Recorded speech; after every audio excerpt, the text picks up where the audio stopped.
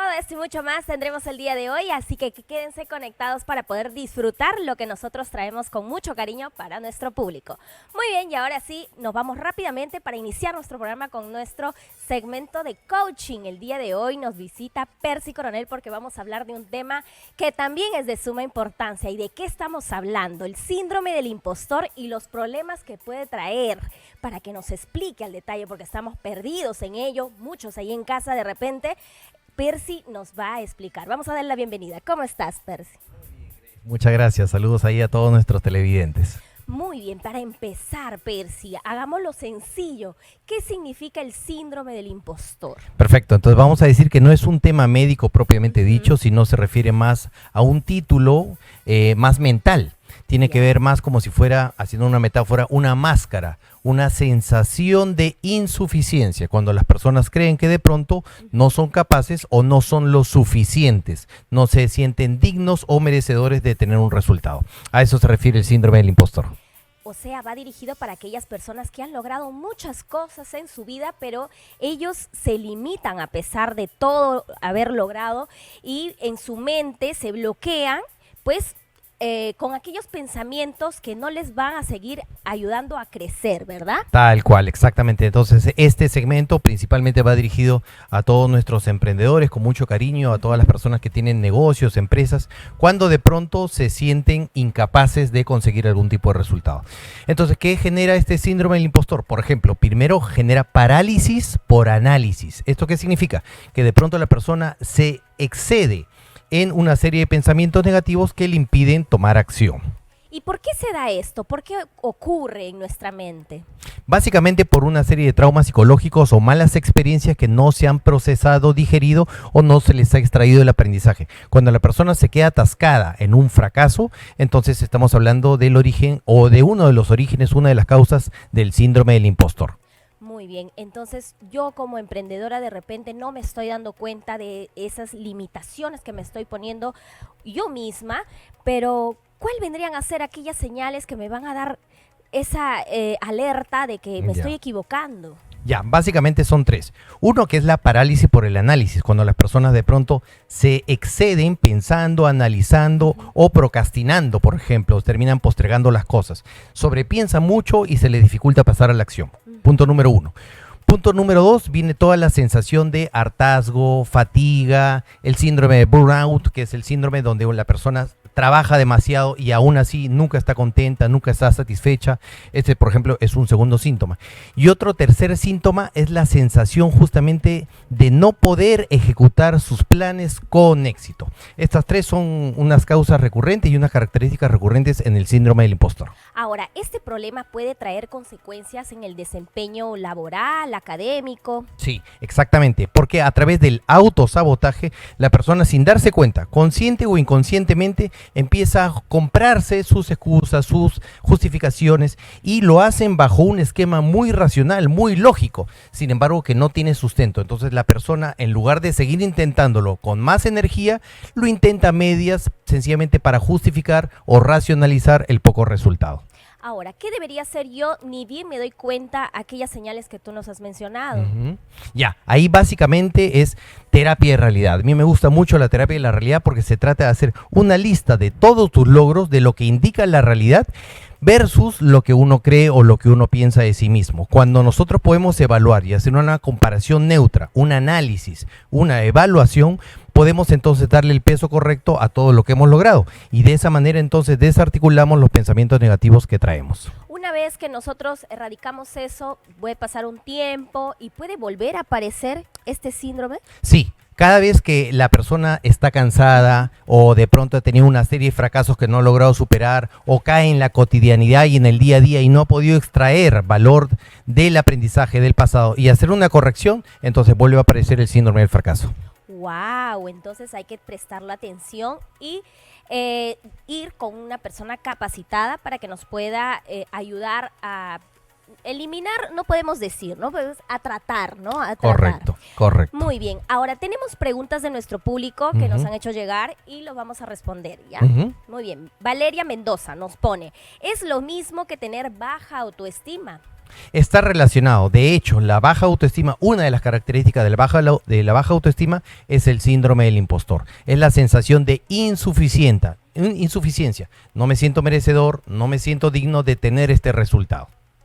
Andrés Salvatierra nos pregunta, ¿puede aparecer después de un ascenso laboral? Sí, también. Y de hecho, gracias por esa pregunta porque es muy usual. Y ahí lo que la persona tiene que hacer es sencillamente reconocer sus méritos, reconocer sus logros, sentirse capaz y seguir actuando, que esto va pasando con el paso de los días. Muy bien. Ahora vamos con Lucía Fernández. ¿Se puede tener aunque otras personas reconozcan tu talento?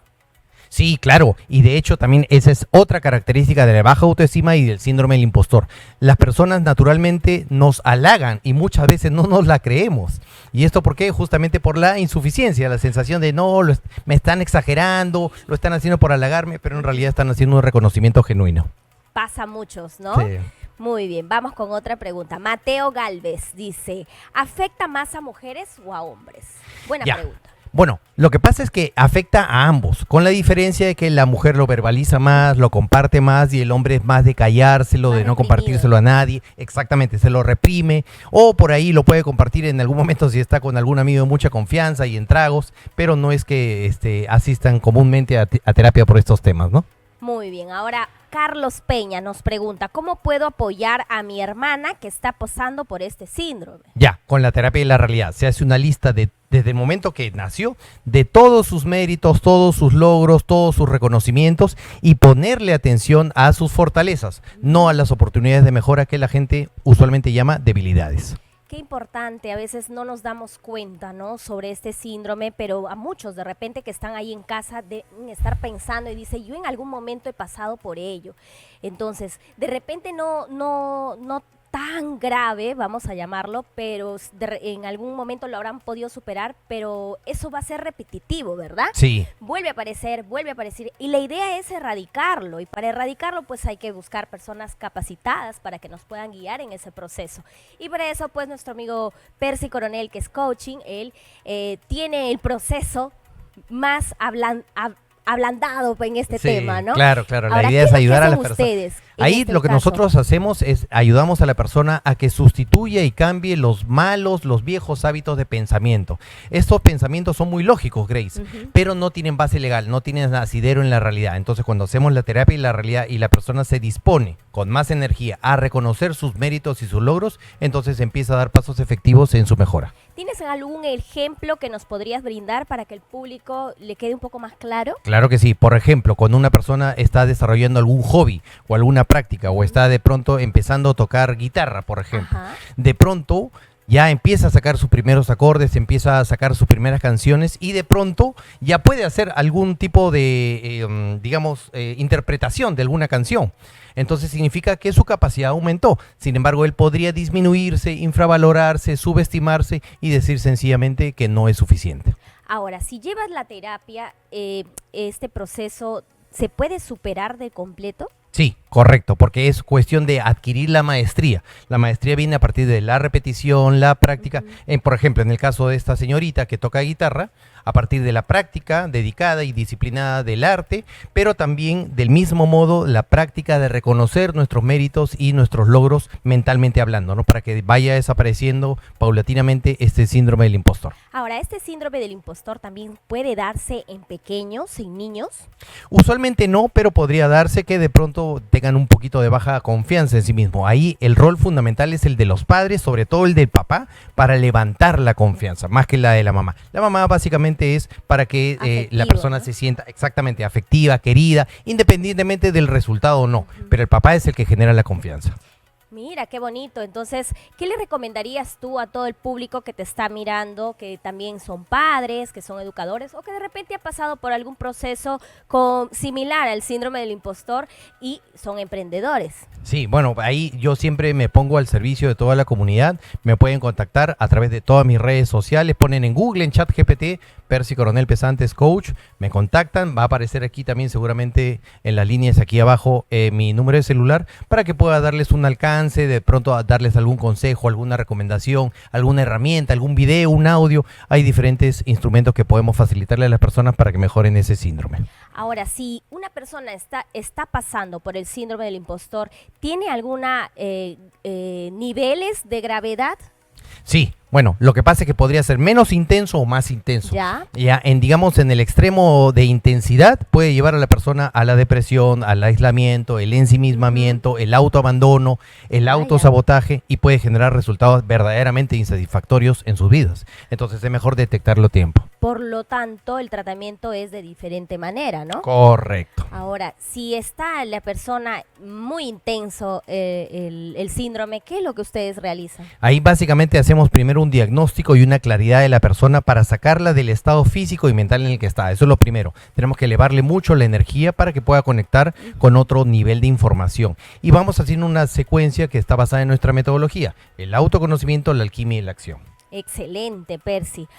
Tengo que aprovechar que estás aquí presente para que nuestro público también pueda recibir esos tips necesarios para implementar en sus hábitos de día a día y evitar este tipo de síndrome. Así es, así es. Por ejemplo, un muy buen hábito es que todos los días, antes de irte a acostar o cuando ya estés en cama a punto de cerrar los ojos, cierre los ojos, des una oración de gratitud a Dios, al Padre, ¿ok? Por todos tus éxitos e inclusive por aquellos errores o aquellos fracasos que has tenido. Normalmente en la literatura, en el trabajo de motivación o en psicología positiva, se habla mucho acerca del éxito, pero se enseña poco a cómo levantarse del fracaso. Entonces, si estás en esa situación, te pido que te contactes conmigo para poder darte una mano. Excelente, muy bien, qué bonito, ¿no? Que podamos tocar este tipo de temas porque muchos a veces dejamos de lado la parte mental, la parte que nos mueve en el día a día y es lo más importante que Es debemos tomar fundamental. mucha atención, ¿no? A veces nos cargamos y estamos viviendo y pensando en el futuro y eso hace de que no nos concentremos en lo que realmente estamos sintiendo, ¿no? Tal cual, porque empezamos a ver las cosas que nos faltan, entre comillas, donde ponemos de pronto nuestra fuente externa de seguridad y autoestima y dejamos de reconocer ese jardín interior, esa cantidad inconmensurable de valores, cualidades, destrezas, capacidades. Entonces la idea es, te invito a que dejes de mirar afuera con aquello que crees que te falta y que empieces a reconocerte más a ti adentro. Todos los días es recomendable, ¿no, Percy? Sí. No me vas a dejar mentir que deberíamos todos mirarnos al espejo y decirnos lo bonito, lo guapo, lo hermoso, lo espectacular que estamos. Así es, exactamente. Eso también alimenta nuestra autoestima, también nos ayuda a evitar a llegar a este tipo de síndrome, ¿no? Sí. Ahora, de manera preventiva, ¿qué otra cosa podríamos hacer? Ya, lo que nosotros podemos hacer es tener muy buenos hábitos mentales. Un muy buen hábito mental es el siguiente. Hagamos una analogía, así como todos nosotros comemos 3 veces al día, porque si no estaríamos debilitados, anémicos, por ejemplo, desnutridos, del mismo modo nuestra mente necesita comer. ¿Y qué es lo que come nuestra mente? Básicamente buena información. Entonces es importante que puedas distinguir, discriminar, seleccionar la cantidad y la calidad de la información que llega a tu mente. Por ejemplo, un muy buen hábito es leer libros de pensamiento positivo, leer libros de desarrollo personal, de liderazgo, de motivación, por ejemplo, de buenos hábitos. Esto te va a dar a ti no solamente la energía del autor, sino que te va a dar una nueva perspectiva para ver tu vida con un panorama mucho más amplio. Importantísimo. Siempre acá lo recalcamos, los buenos hábitos hace de que también tu vida y tu calidad de vida sea mucho más exitosa, mucho más bonita, más llevadera, ¿no? Sobre todo desde la alimentación, el sueño y ahora, como no, reforzando con la lectura, como nos decía Percy. De repente nos puedes recomendar 2 libros. Uy, buenísimo. Ajá. Ya. Aprovechemos, Hay un muy buen libro ya que se llama Los 7 hábitos de la gente altamente efectiva, de Wayne Dyer, del doctor Wayne Dyer. Buenísimo, ese es muy bueno. Y hay otro libro que a mí me gustó mucho, que a mí me ayudó muchísimo hace años cuando lo leí, que son El secreto de las 7 semillas, de David Fishman. Ajá. Que te ayuda también mucho con cómo poder buscar ese jardín interior de valores, cualidades, destrezas y empezar a exteriorizarlos hacia afuera. De David Fishman, es un autor peruano muy bueno. Muy bueno, excelente. Entonces, muchos pues en el colegio no nos enseñan este tipo de cosas, ¿no? Pero por eso pues es la información que nosotros como medio de comunicación brindamos a nuestro público para poder aprovecharlo, ¿no? Muchísimas gracias, Muchas Percy, gracias por también venir a ti al por la programa y invitación. explicarnos de este tema. ¿Te esperamos para otra oportunidad? Claro que sí. Excelente, Un gran abrazo. muy bien. Y ahora sí nos vamos a una pequeña pausa comercial y ya venimos con todo lo que tenemos para ustedes hoy lunes.